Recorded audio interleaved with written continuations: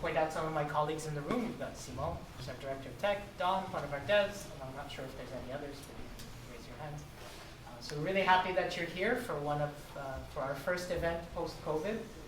We hope to do many more of these, and we invite you to stay in touch with us, speak to any of us if you'd like to get more involved. So yeah, without further ado, I'll hand it over to Martin Anderson Clutz, who's with Acquia, who's one of our generous sponsors of this event, as well as a longtime partner on many of our client projects. So he'll be speaking today on the future of Drupal 10. Thanks very much. Hey everyone. Apparently I inadvertently got some practice at the last talk of speaking without a microphone, so if anybody has trouble hearing me at the back, wave or give me one of these, or just shout out and let me know to speak a little louder, so I'm sure we'll figure it out. So, glad everybody can join. There's some seats up front, don't be shy. Yeah, we're going to talk about the future of Drupal 10. So, we're going to talk a little bit about what's in Drupal 10 for anybody who's not like 100% up to date on what was in that release. We're also going to talk about some of the features that are upcoming in the next release, and then a few things that are sort of in Drupal 10 or intended to be in Drupal 10, as well as some things that I think are a little bit more forward-looking as well. So, to kick things off, as we already heard, I'm Martin Anderson Clutz. I'm a senior solutions engineer at Acquia, on sort of the Drupal and various social platforms. I go by ManClue, and I've done a bunch of different certifications, some directly related to Drupal, some around UX, and a few other things. So, as probably a lot of you are aware, Drupal 10.0 was released in December. Show of hands, who's using Drupal 10 today? Okay, let's see a few hands. In production, anybody? Okay, well, that's good. Has anybody tried out Drupal 10.1, which is currently in beta? Anybody? Looks like no. Okay, so lots of good information, hopefully, in terms of what we're going to talk about. It's intended to be released June 21st. I say ish because sometimes these things are a little bit fluid. The deployment steps can take a little bit longer than expected sometimes, but probably safe to say late June we'll have a stable version of Drupal 10.1. So for anybody who isn't totally up to date on sort of what's gone into Drupal 10, let's do a bit of a primer. So some of the key themes are things around performance and security. There are a lot of things around being able to adopt modern development methods, and in particular, Drupal's decision to drop support for Internet Explorer was a big part of that. That has led also to some improved user experience and just overall kind of better content management as well. Some of the specific things are around improved caching mechanisms, having new themes and tools, overall stream code, and again, Internet Explorer being dropped is a big part of that. Some advanced security features. We're going to talk about some atomic design features that are built into the new version of Drupal. There is also improved multilingual support and just generally a lot of support for more modern approaches to web development. As we go through, I thought it would be sort of helpful to think about some of these features that we're going to talk about using sort of this grid. So on one axis, thinking about which things are more customer-facing versus more business-facing, and which things are really about improvements to the technology versus which things actually produce a better user experience. So we're going to start by talking about the technology platform, which obviously is really benefiting more sort of the business user and really about the technology. So the first piece is really what I think is today driving kind of the cadence of when new major releases happen for Drupal. So it's really about making sure that Drupal is always on supported versions of kind of the underlying technologies. So Symfony in particular is on a 2-year release cycle, and so it sounds like we can expect Drupal to be on kind of a similar 2-year release cycle. So Drupal 10 is moved up to Symfony 6.2, requires PHP 8.1. We're also going to talk about the new version of CK Editor, and there's a few other sort of improvements under the hood as well. There has also been a decided effort to get things out of Drupal core. So the idea being that if there are core modules that most people just really don't use, let's not sort of burn developer hours making sure that they have the same stringent requirements around sort of, accessibility, making sure that we run tests against all of those things. Really, the decision has been to move those out into sort of contrib projects. So you can see a list of modules here, a list of themes. If for some reason your project requires these, they're available as contrib projects, so you can still continue to use them, but it's just about moving them out of core. And the other thing to note is that it doesn't mean it's sort of the death knell of these projects, because oftentimes it's easier for projects to sort of innovate and evolve when they're actually in the contrib space. They can iterate more quickly, whereas anything that goes through core, there's a very rigorous process around making sure that coding standards and accessibility and a variety of other things, whereas it's easier for if the maintainer of the HAL module wanted to do a new release that's a complete break in direction from what it was before, it's much easier to do that in the contrib space. So it's possible some of these will actually get new life by going into contrib. Automatic updates is a key initiative of Drupal, as well as the project browser, so both of them. They share some underlying sort of technology in terms of really being based on having, I think, richer integration with Composer under the hood.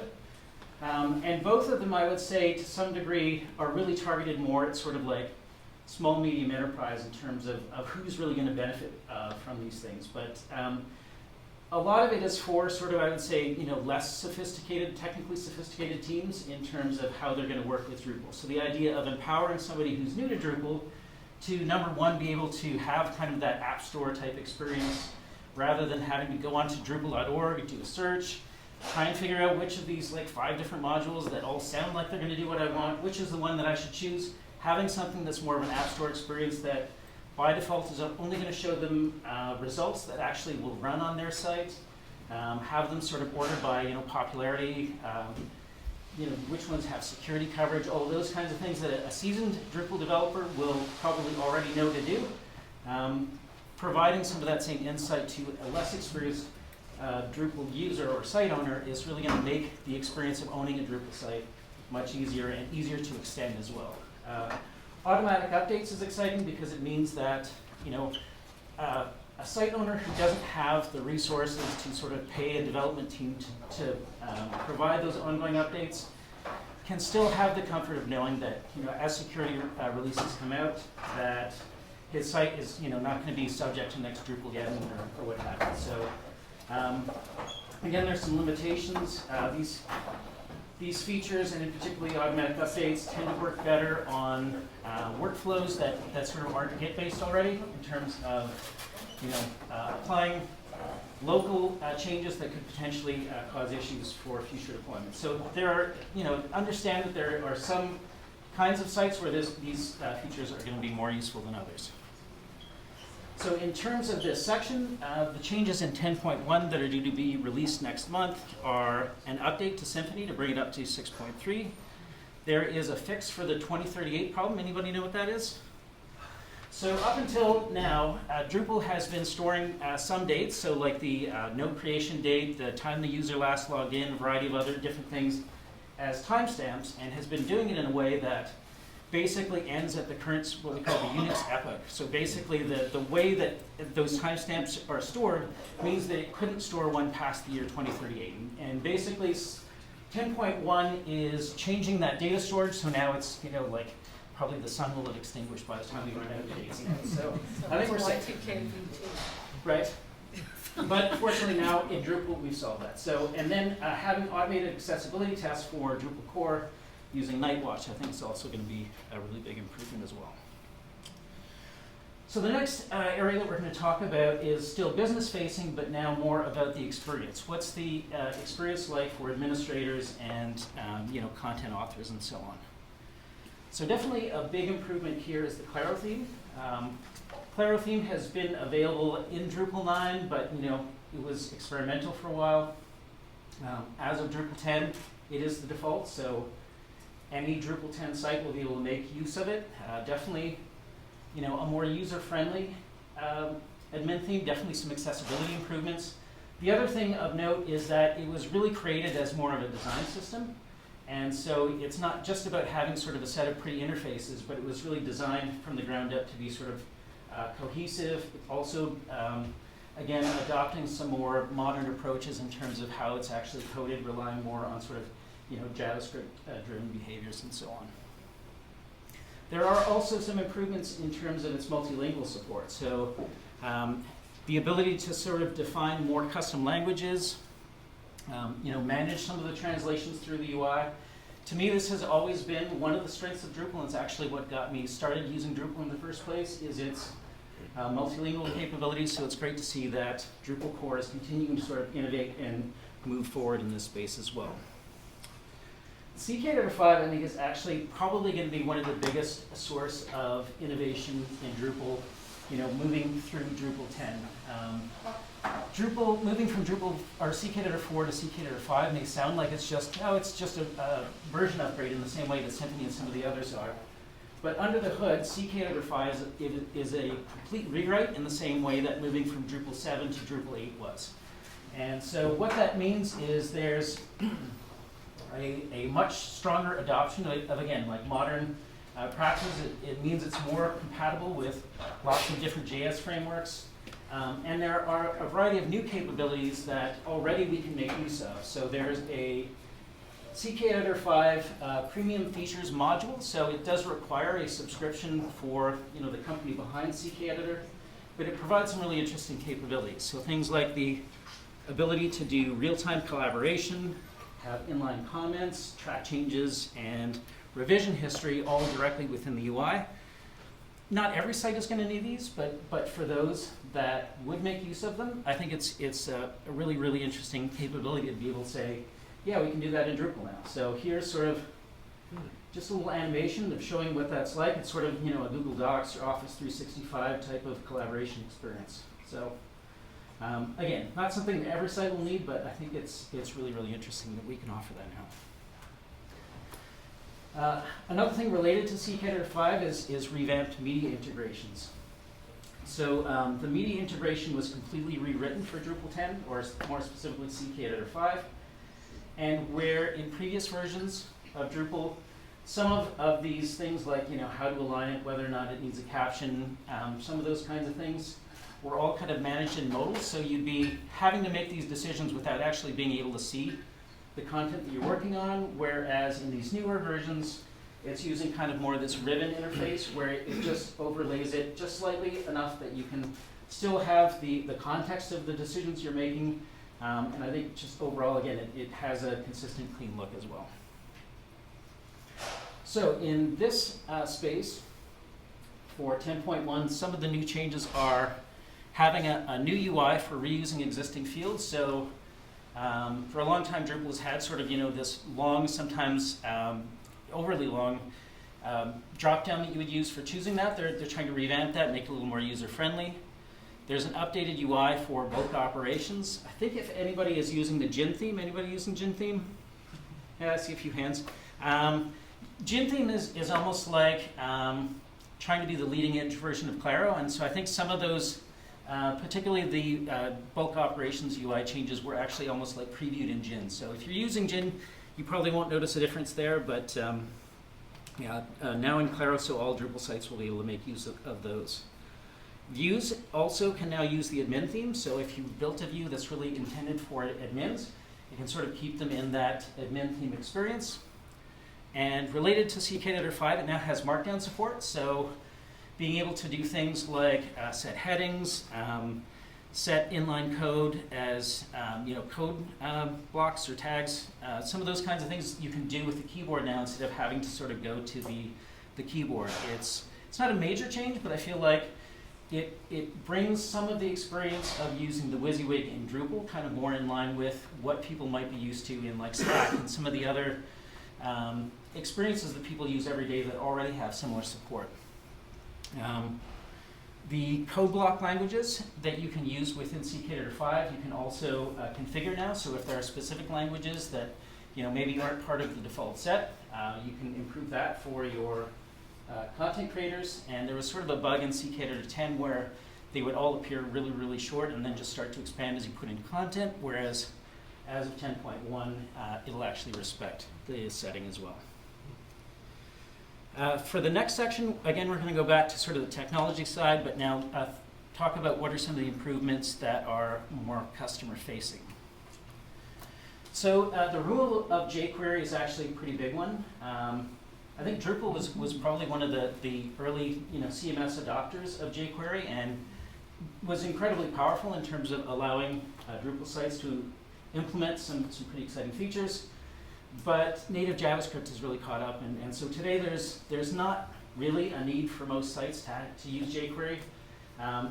This is something that is more of a process, I would say, rather than something that Drupal 10 does.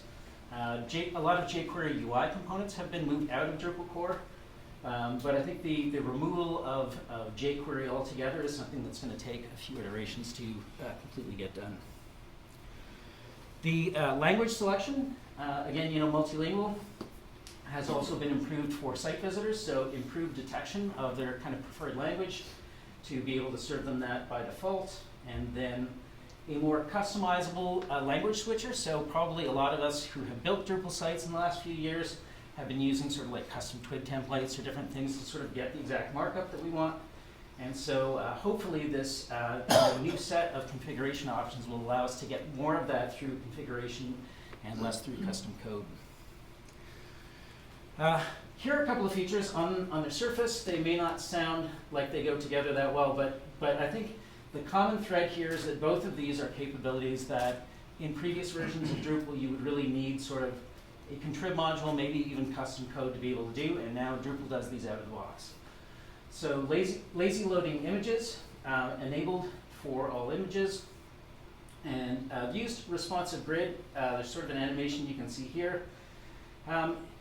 Again, something that you could do in Drupal before, but you would have had to install a module, and now it's just part of views, so you just say that's the display I want, you set up the configuration, as you can sort of see there, and it kind of works out of the box, which is really great. And the CSS used for this, the CSS grid markup, was actually so innovative that it got written up and published in CSS Tricks. So it's pretty cool to see Drupal kind of getting some community excitement around some of the more modern markup that it's using. In terms of some of the things that are coming in 10.1, some of the markup for menus that was developed specifically for decoupled menus, it's going to be moved into core. From a performance standpoint, not only images, but also OEmbed content and also responsive images. Those will all be able to lazy load as well. And there's also on-fly JS minification. And then finally, in terms of, again, customer-facing, but now, experience for the end user, I'm going to talk about Olivero. So Olivero is kind of a gorgeous new front end for Drupal. Again, it's probably more for, site owners that just want to spin up Drupal maybe just to try it out, or maybe to do some kind of a very simple site. But it's great that when people install Drupal and start using it, that it's something that looks great, it's accessible out of the box. Again, uses a lot of very modern markup and front-end techniques, and actually has a lot of customization already. And I expect that that's the kind of thing that we'll start to see grow over time. So as a quick example, this is what Drupal 10 looks like when you first install it. But without writing any code, you can make it look like this, or like this, or like this. And it's not like the color module that some of us may have used in the past, where it generated a bunch of CSS that if you ever tried to overwrite it and then made one small change, it would overwrite all of your changes. It's actually making all of these updates using CSS variables. So you can configure that through the UI. They have some presets. You just make your options, and it basically sets CSS variables that again allows those site owners to quickly customize the look and feel of their site. So just a taste, I think, of some of the powerful front-end capabilities that we're going to see emerging in Drupal as well. The other thing of note in Drupal 10 is this new sort of Starterkit approach for theming. So previously, sites would have chosen a base theme that's already in core. They might have built a organizational base theme on top of that, and the individual site might have built a sub-theme of that. And the problem with that is it can get very brittle. So if there are changes in either of these themes, then this theme can break, and vice versa. The maintainers of the core themes had to be really, really careful about not changing too much. And so they've gone to this Starterkit approach where you basically generate a standalone base theme that has no dependency on anything in core, which means that the site owners have a lot more comfort that there are fewer things that are going to break the look of their site. And then it also means that the core maintainers can actually be more innovative. They can make more changes, again, adopt more modern markup without the worry of that breaking a whole bunch of sites, inadvertently. In this space, what's new in 10.1? One of the exciting things is single directory components. So there's sort of an example here. You can see the putting in one directory for a component, a configuration file, the CSS, JavaScript, and the template file. For front-end developers, makes that a much better experience. Rather than having to sort of read around to different folders where all those pieces live, putting those all together, is going to make the use of components in Drupal more maintainable and hopefully, a better ability to sort of share components within the community. Anybody who's had to enable twig debugging in Drupal probably knows that it's not a difficult process. There's just a number of steps. And in 10.1, there are checkboxes that you can just say, right? Enable debugging, stop the twig cache, and then you can go to town and start, monkeying around with your twig templates. So from a front-end standpoint, yeah, it doesn't sound like a lot, but it's definitely a sort of, quality of life improvement for developers. There are new twig filters to add a class or set an attribute. And another thing that I think is going to be really nice for Drupal applications that use things like BigPipe is you can customize the placeholder content easier now. So definitely easier to sort of make the placeholder feel like it's actually in the process of loading what will eventually appear within the site. So, all that being said, I also wanted to talk a little bit about some things that today exist more in the contrib space that I'm kind of excited about in terms of some of the capabilities that they bring to Drupal. So these are the three here, live preview, OpenAI, and event condition action. I could talk about these with slides, but I thought it would be more fun today if we actually got our hands dirty and went into a demo. So here's a fresh install of Drupal 10.1. I actually have the GinAdmin theme, so one of the immediate differences you might notice is that it by default puts the toolbar on the side. You can configure it different ways. But let's start by looking at the live preview by actually going in to create an article. So we notice now that there's a toggle here for live preview. And once we click that, it slides in this preview and we can start to make some changes. So as we type, here, so my article, and we notice as I type, it's actually updating the H1 tag in real time. We can add an image here, so let's just grab this one here, previous talk. Notice it warns me I need alt text, so never do what I'm doing right now and just give it generic alt text. But we can see there, again, the preview updates as we make changes to the different fields. And here, you can see the text there. So in previous usability testing of Drupal against other CMSs, this kind of live preview capability was cited by a number of the people who went through that testing process as something that they actually really liked about other CMSs because it really gives them a lot of confidence as they're making changes that the end result is what they expect it to be. So probably not every site will need it again, but I think it's a really interesting capability to offer. The intention is actually for this to get into core eventually. And it's in very active development, so if it's something you're interested in, if you have ideas on how it could be better, there is a preview channel in Drupal Slack, and you can also open up issues in the module issue queue. The maintainers are super responsive, so I would encourage anybody interested in that to definitely jump in and play around with it. The other thing that I wanted to show quickly, let's actually go over to create an event, and test event. Where's the action happening? Today it's a Montreal coworker. And let's actually preview something else that we're going to do by saying get II to write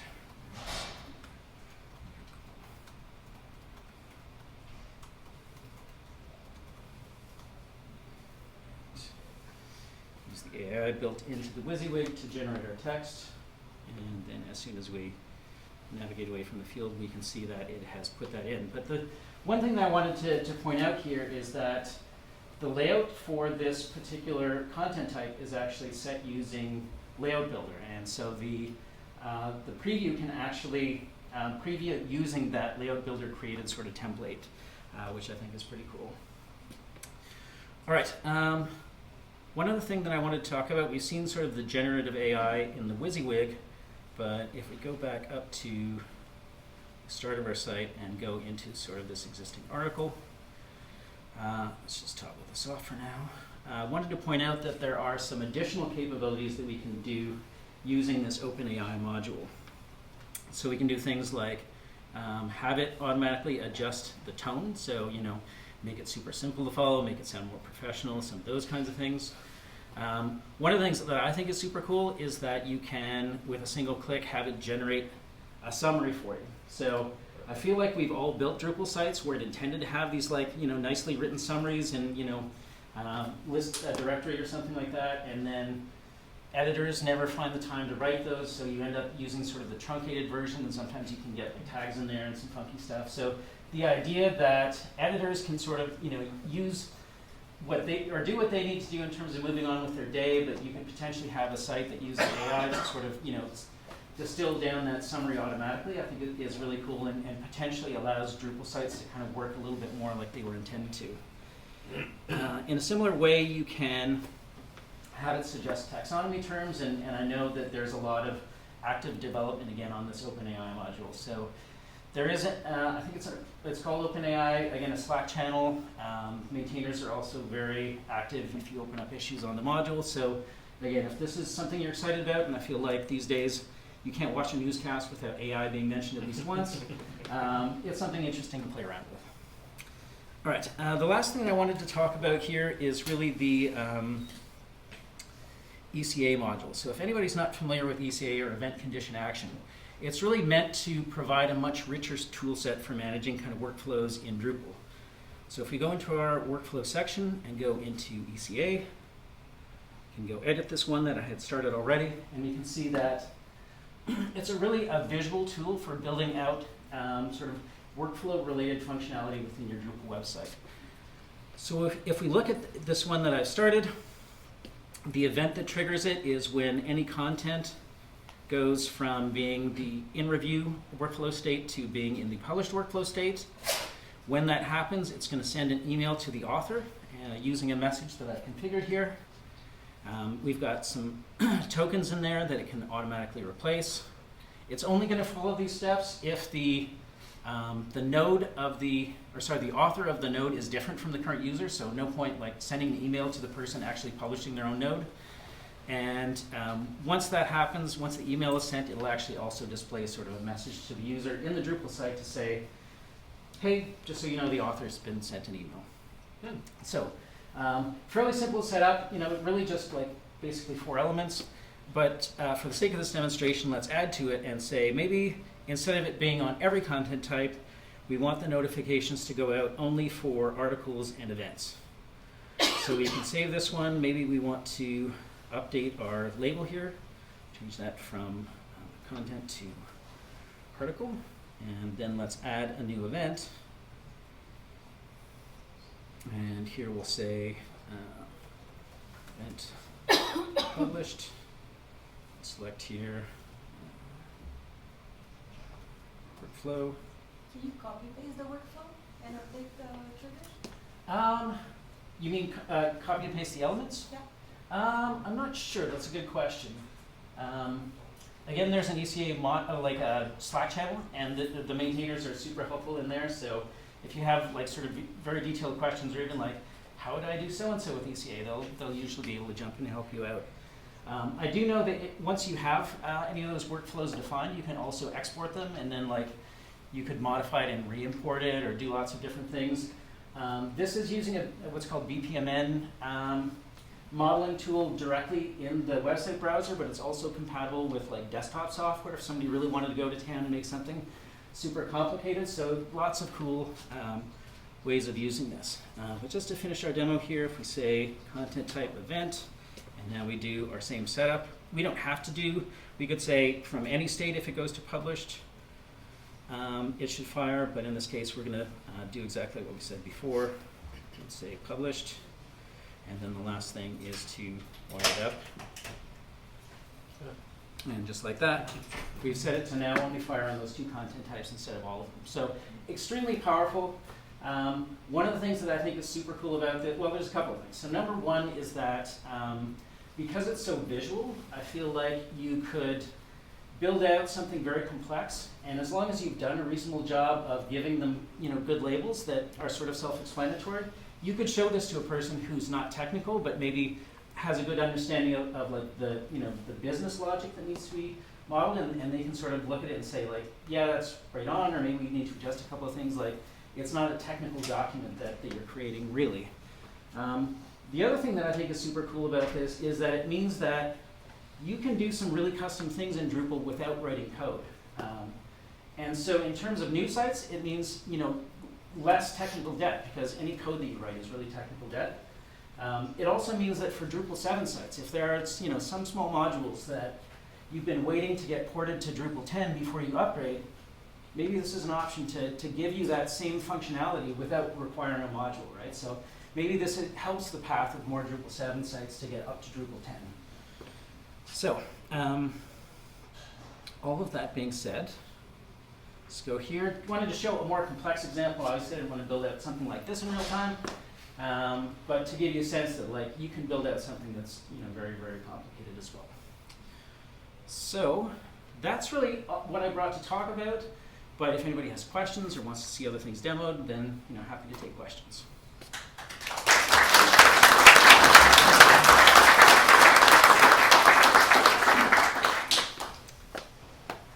Anyone? Yes. Yeah, I had a question for you with the AI summary that you have there. Is that tied into the summary on the body field, or is that introducing its own kind of field for that? So the answer is that it's meant to generate the text to go into the body.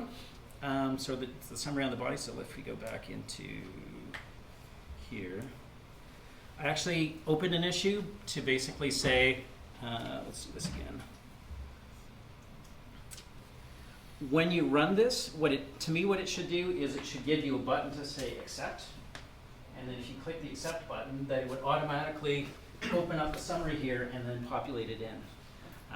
So to me that seems like it would be a better user experience, but I'm not the maintainer, so I don't get to make those decisions. Yeah, I was thinking that something like that would be useful, especially if you're like on a very customized content type, like using paragraphs or something, where you may not have a body field per se. Yeah, that's a good point. Yeah. Yep. Did I see another hand up? Anyone? Yes. I see you briefly mentioned about a single directory component. Yes. So I know that is an initiative to move it into core, and Yes. I know that it has many things overlapping with the UI pattern, and I wonder at some point will they clash or will they be merged together, or what is the futures of UI pattern when single directory component is moving into core? Yeah, it's a good question. So the single directory components actually will be in core in 10.1 as a sort of experimental module. In terms of sort of overlapping and potentially clashing with the UI patterns, off the top of my head, I don't know the answer to that question, to be perfectly honest. There is a great blog post by Mike Herschel about single directory. Maybe you've read it already, it looks like, which is great. Yeah, I'm sure there's probably a Drupal Slack channel where you can go in and ask that question, and somebody who's worked with both of those things would be able to answer that for you. So that's the best I can do. Sorry. Yes. Question. Do you know if there's any thought around extending this to suggesting terms from taxonomy? Oh, so like suggesting from existing terms? Yeah, so only querying within the defined taxonomy, and then the same sort of human in the loop accepting I don't know the answer if that has been explored, but it sounds like a great idea to open an issue on the module and see if there's already an issue. But no, I agree. I think that would be probably more useful than just randomly suggesting new terms, unless it's like tags I can sort of see, but probably in a lot of cases you would want to, as you say, categorize within those existing terms as well. So, yeah, great idea. Oh.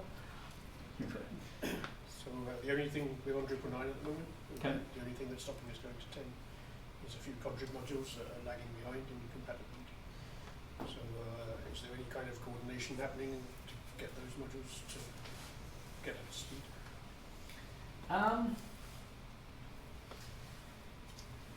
Coordination might be a strong word.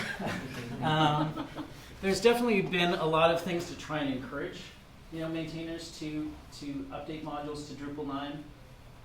To be honest, personally, I have some reservations about the 2-year cadence and sort of like the ongoing work that creates for maintainers. But on the other hand, if you're a module maintainer and you can't update your module every 2 years, maybe that's a signal that like you should look for a different solution. I don't know. It's not a simple issue. I'll put it that way.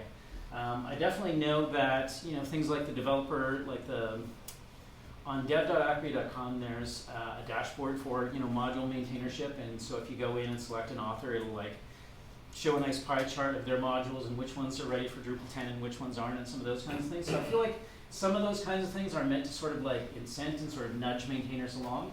But there is also like a path of saying, we want to use this module. We can see that the changes that need to happen to make it Drupal 10 ready are not that hard, and so you can apply to be a maintainer of the module. And some people will say, I don't want to like take this thing on. And the fact of the matter is that module maintainership isn't like a life sentence. So if like the scope of you taking on that module is to get a Drupal 10 release and then sort of like never do anything on that module again, at least you've helped the community, right? So I don't see that as necessarily like somehow failing as a maintainer. You've actually done some good work and helped the community along. So I would encourage you to maybe think about, if the maintainer doesn't show any interest in making a Drupal 10 release, of sort of helping that process along yourself. There is also a lenient composer endpoint that you can use. I don't know that I would use it in production, but at least in terms of like setting up your Drupal 10 site as a, in a separate environment so you can sort of test how it works in Drupal 10 and all those other kinds of things, that's also a way that you can go as sort of a stopgap solution as well. Yes? You mentioned an improved caching system. What's the performance improvement about that? To be honest, I don't have any data on that, but I think if I go back to here, then here, this is a module that I like to show people who are comparing different CMS options, especially sort of like in the DXP enterprise CMS space. Because even in the headless world, people like to talk about how fast headless sites are, but the fact that Google's data, because this is all Google's data, says that on average Drupal sites are much faster than contentful sites, means that being headless doesn't guarantee it's going to be fast. So I feel like I'm sort of circumventing your question, but what I'm trying to say is that the community is definitely putting a lot of effort into making sure that the experience is fast. And so while I don't have a specific answer for 10.1 or even 10 in general, you can see that we're definitely all moving in the right direction. So. There's a session on caching this afternoon. Ah, okay, perfect. Maybe somebody will be able to answer it there. Yeah. All right. Yes. We saw the live preview being used in edit mode, but let's say I'm on a layout builder and I'm configuring a block. Would it be like kind of possible to bring in the live preview in that block configuration? If that's something, an issue to be opened? You can open the issue. I mean, my personal view is, especially with something like Layout Builder, I feel like it's sort of trying to do that already. So I don't know that like live preview gives you a lot more incremental value and then sort of like squishes things a lot more. So I'm just the way we use our website at Premier Tech. Sometimes we have a lot of configuration when we're adding block to a page. Okay. So a live preview could be interesting in some case, some very specific case. So Yeah. I was just wondering is Yeah, I mean, and it's also possible that it works, and I just haven't tried it. So you know, for sure. Question come up? Sorry. Yeah, maybe this specific question about CK805. I noticed that when you're basically trying to implement a custom or like Contrib plugin, you still need to modify the code of the CK itself. So there's like a little bit different path and like import when you're importing like different like things from CK engine or model or something. So you end up needing to modify the Contrib code that you found somewhere. Let's say someone wrote the CK plugin, not for Drupal, just like in general. And if you want to use it in Drupal module, is there any way or will be any way to just use the code without any kind of modification, like import it as a remote library or something like that? It's a great question because I have been through the pain of taking a CK editor plugin and making that into a Drupal module, and I agree with you. It's definitely, it would be better if there was a simpler way to just sort of like have you ever used the components module for just sort of like JavaScript components? It lets you turn those into blocks that you can just put on your site wherever you want. If there was something similar for like CK editor plugins where it's sort of like a way to scaffold those existing like CK editor plugins, that would definitely be much better. At the same time, to be honest, I'm not sure that particularly for CK Editor 5, sort of the ecosystem of plugins is as rich as it has been for CK Editor 4. So the other thing that you may find if you've got an existing plugin for CK Editor 4, if there isn't a CK Editor 5 plugin like version of that, then you may end up sort of even having to go further and sort of like kind of do that yourself, which I've had to do as well, and it's not super fun, but. Because even beyond sort of like writing some of the custom code, you actually for CK Editor 5 plugins have to like compile certain things. So it's a bit of a different experience. A few times I found like CK Editor 5 ready plugins for not for Drupal but just for CK Editor 5. And Right. I couldn't just reuse the build JavaScript in Drupal module. I had to download the source code and Flatpak and recompile the whole thing just with those like few lines modifications for Drupal. So the question was mostly about those kind of Yeah, I don't know of a way, but if you ever find one, please let me know, because that would be great. I think there's a question here. Yeah, just two things. I think this report is really helpful to the whole Drupal community because Core Web Vitals is not just about the speed, but also talks about things like cumulative layout shift and first contentful paint. So this graph really shows just how far Drupal ahead is of the pack. Secondly, I just want to go back to the talk that you did earlier this morning about Lighthouse, and you touched on about automating accessibility tests and audit. Is there any plans of also automating, Core Web Vital reporting or Lighthouse reporting?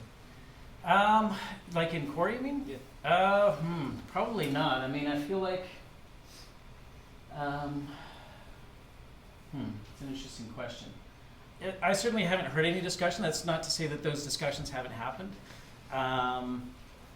But I have actually seen one Drupal agency that built their own integration with Lighthouse so that as a content editor, whenever you save a node, it automatically runs like a Lighthouse report and shows the scores at the top, which is actually pretty cool. I feel that a lot of developers kind of like sleeping in this report. Because Google's really putting a lot of focus into making sure and rating sites that have high Core Web Vitals score and giving them much more preference over the other sites.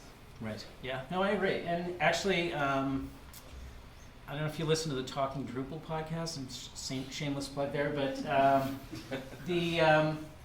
there was one episode where they actually interviewed the fellow from Google who kind of oversees a lot of the Core Web Vitals work, and he talks a lot about the partnership that the Drupal community has really shown with Google to sort of make sure that we're going in the right direction in terms of making the changes, adopting what Google considers best practices. Absolutely. Yes. On the preview, the live preview, do you know if it shows layout paragraphs? I've spent the last 2 years putting everything in layout paragraphs. Yeah. That's a good question. I feel like I've seen it come up in some of the I'll threads. try But it. yeah, I mean, the best thing to do is to try it and file an issue Yeah. if not. So. I'll try not to just run away and work on that. Any other questions? Oh, You mentioned the gin theme earlier on. Yes. And I'm loving that. Do you know, Yes. do you have any insight, because I see there's only one maintainer on that. Is that being well supported in Drupal 10, have you found? Or? It has been well supported. Sasha Eggenberger's, I think, who you're talking about. When I've opened up issues recently, I feel like there's been at least one other person who has chimed in and sort of like, taken it on. So I feel like he has some help. I see that he has some sponsors for the Gin admin theme. If you use Gin and rely on it, by all means, like, consider throwing some money his way to, help with all of that as well, because, all of us who work in open source, we get the food on the table. But I agree with you. I think Gin is fantastic, and I basically use it whenever I can. So. But there's no talk of Acquia taking that on as well? So if you're familiar with Acquia CMS, there's talk about potentially Gin becoming the default admin theme for that. Gotcha. So, yeah. Interesting. One more? Okay. Yeah. About automated updates. Okay. So we understood that it's more targeted to small businesses, let's say, using maybe low-end hosting providers. Are actors like Acquia thinking about maybe revamping their platform to make it usable? Because, read-only file systems, stuff like that are hindering the process, I guess.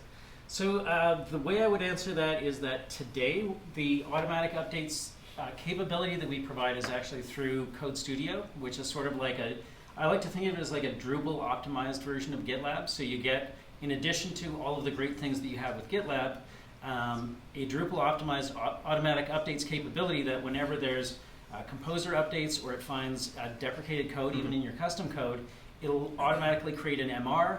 It'll spin up an on-demand environment with those code changes and a fresh copy of like your production database and files, so that as a QA person, you don't have to ask a developer to do any of that work for you. You go in, you click one button, and then you can preview that. And if everything is great, you click merge, and now that's ready to be deployed.